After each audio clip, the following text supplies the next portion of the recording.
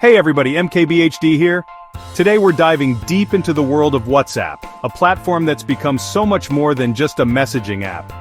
WhatsApp is a global phenomenon, connecting people across continents, cultures, and languages. It's not just about sending text, it's about bridging distances and making the world feel a little smaller. Over 2 billion people use WhatsApp every single day. That's a staggering number, almost a third of the planet's population. Imagine the sheer scale. Billions of messages, photos, and videos sent every minute. WhatsApp is woven into the daily routines of families, friends, and businesses worldwide. Whether you're in a bustling city or a remote village, chances are someone nearby is using WhatsApp to stay connected. People rely on it for everything, from keeping in touch with loved ones to running small businesses to organizing community events. Now you might be thinking, wait, I know people who use WhatsApp, but it's not that big of a deal here. And you'd be right, at least if you're in the US, where iMessage and SMS still dominate. But in many other parts of the world, WhatsApp is the way to communicate. In countries like India, Brazil, Nigeria, and Indonesia, it's the default for everything from casual chats to business deals. It's like the digital equivalent of oxygen, essential, invisible, and everywhere. So why is WhatsApp such a big deal outside the US? What made it so dominant in these regions? For starters, WhatsApp was early to the game in many emerging markets. It worked on older phones and didn't require a fancy device or a powerful data plan. People jumped on board before other apps could gain a foothold. It became the go-to app for entire communities, families, and even governments. Plus, WhatsApp focuses on simplicity and reliability. The interface is clean, the features are straightforward, and there's no clutter. It just works, even in areas with spotty internet or limited data.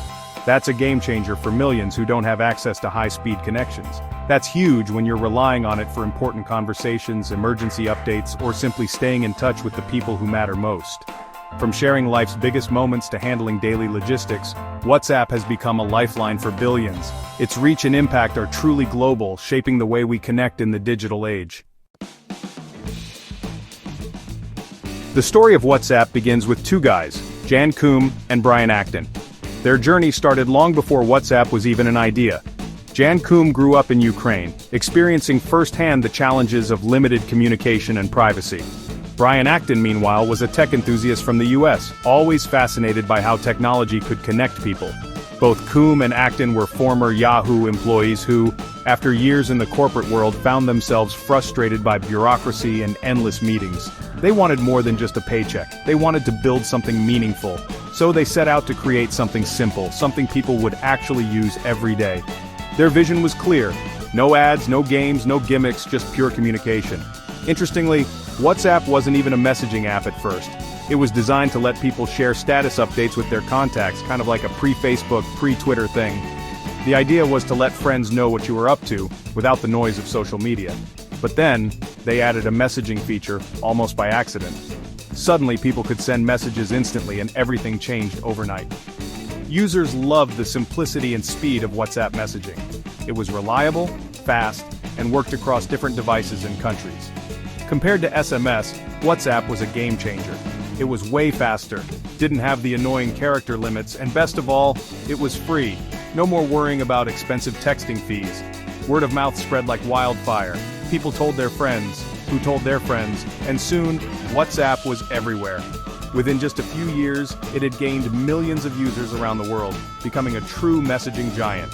The journey from a simple idea to a global phenomenon was just getting started, and WhatsApp was about to change the way the world communicated forever. Fast forward to the year 2014. By this time, Facebook, now rebranded as Meta, had become a dominant force in the tech industry, always on the lookout for the next big thing.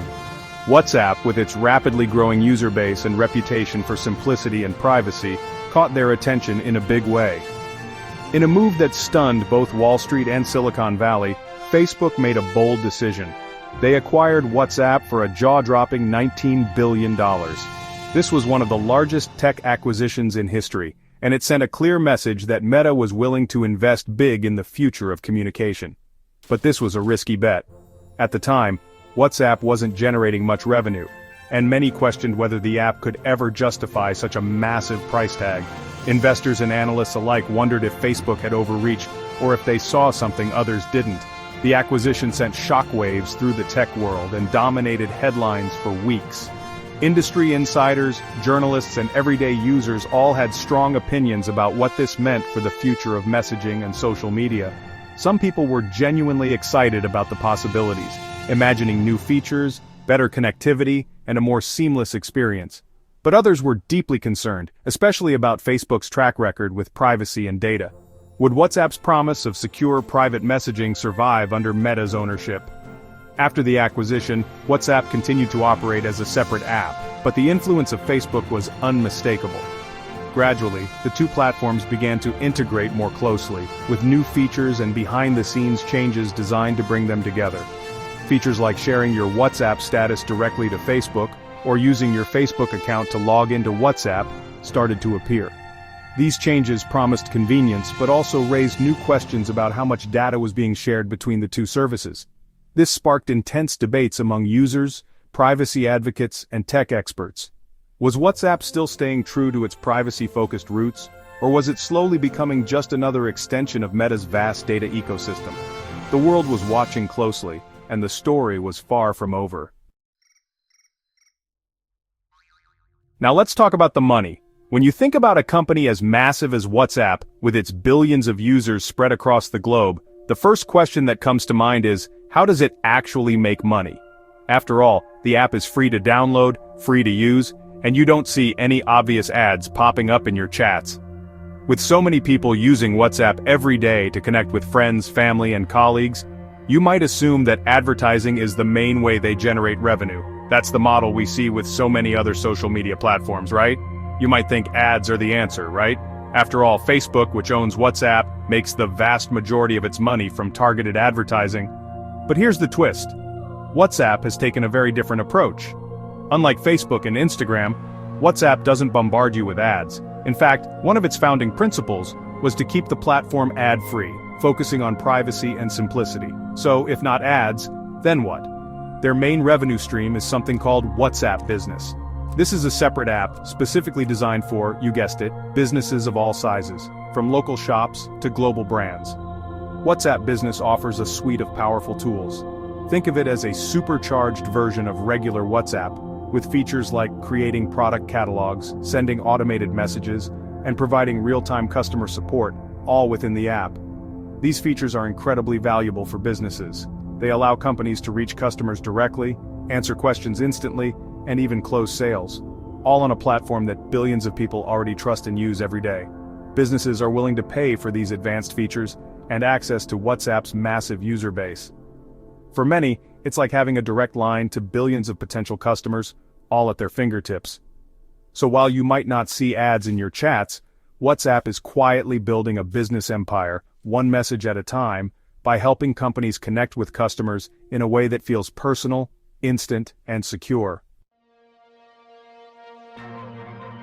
While WhatsApp Business is the primary moneymaker right now, Meta's ambitions for WhatsApp go far beyond just business messaging.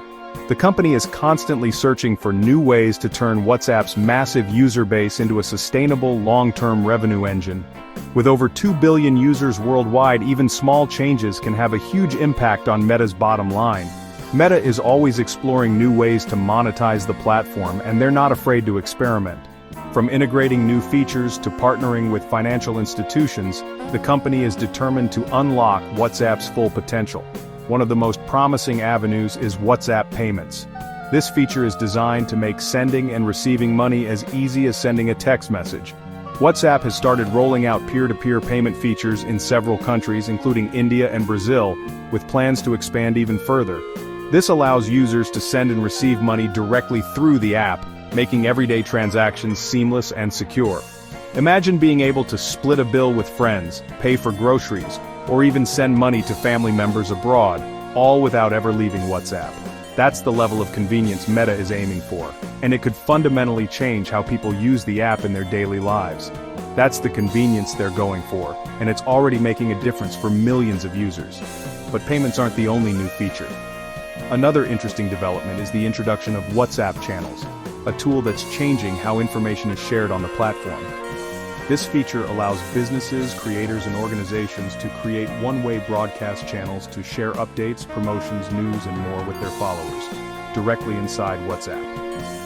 It's like a built-in newsletter system within WhatsApp, giving users a new way to stay connected with the people and brands they care about. For businesses, this has the potential to become a valuable marketing tool, opening up new revenue streams and deeper engagement with customers. As Meta continues to innovate, the future of WhatsApp looks more profitable and more integrated into our daily lives than ever before.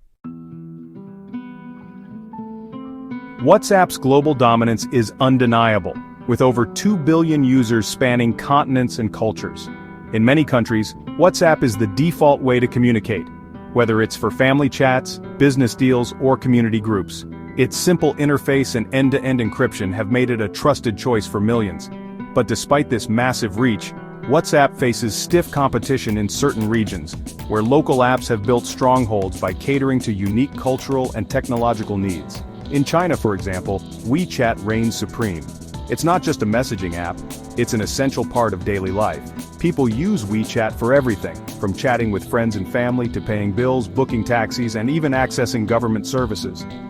WeChat has evolved into an entire ecosystem for payments, social networking, shopping, gaming, and more. Its integration with daily routines makes it nearly impossible for foreign apps like WhatsApp to compete on equal footing. Similarly, Line dominates in Japan, offering unique stickers, games, and payment features that resonate with Japanese users. In South Korea, KakaoTalk is the go-to app, deeply woven into the fabric of daily communication, business, and entertainment. Meanwhile, Telegram has gained significant traction in parts of Europe and the Middle East, especially among users who prioritize privacy, security, and open channels for large group discussions. These regional competitors have successfully tapped into local preferences, offering features and experiences tailored to their audiences. By integrating seamlessly into people's lives, they've built loyal user bases that are hard to sway. For WhatsApp, this means that breaking into these markets is a significant challenge. Even with Meta's resources, local competitors often have the upper hand thanks to their deep understanding of cultural habits and user expectations. This highlights the importance of understanding cultural nuances and adapting to local needs, even for a global giant like WhatsApp. Success in the messaging world isn't just about scale, it's about relevance, adaptability, and truly connecting with users where they are. Here's an interesting paradox. WhatsApp is a global phenomenon, connecting billions of people across continents, yet it has always struggled to gain real traction in the United States, the very country where so many of the world's biggest tech giants are born and thrive. While WhatsApp dominates messaging in places like India, Brazil, and much of Europe, in the US, it remains almost an afterthought for many users. Why is that?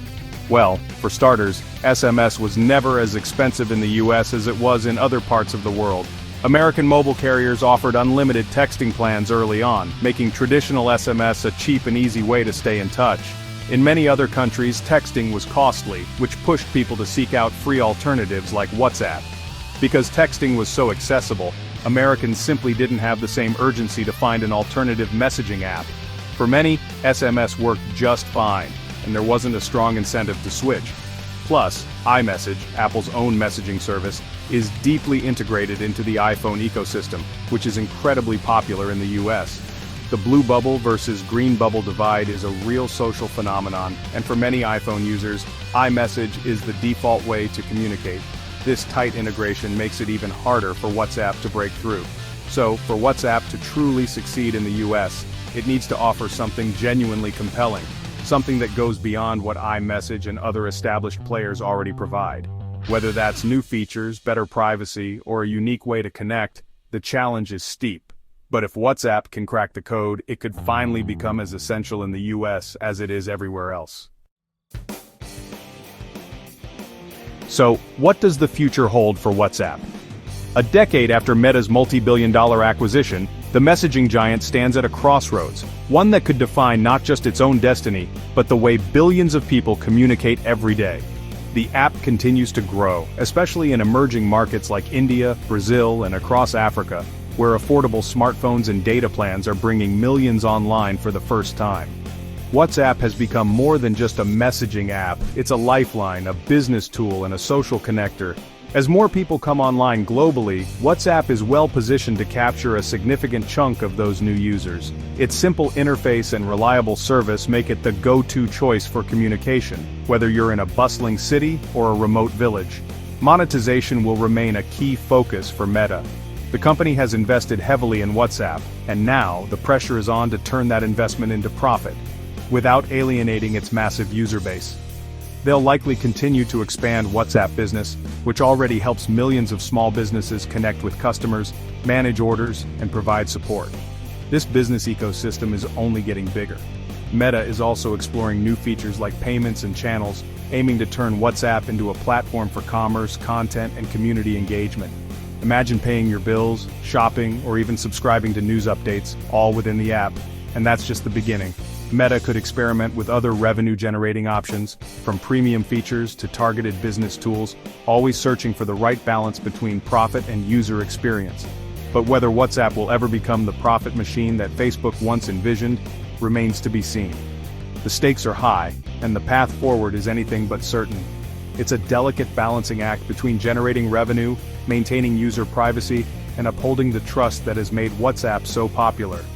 Any misstep could risk losing the very users Meta hopes to monetize. Staying true to the app's core values of simplicity and reliability is crucial. People choose WhatsApp because it just works. No clutter, no confusion, just seamless connection. But one thing's for sure, WhatsApp is a force to be reckoned with. Its influence stretches across continents, cultures, and generations, shaping the way we connect in the digital age. And its journey is far from over.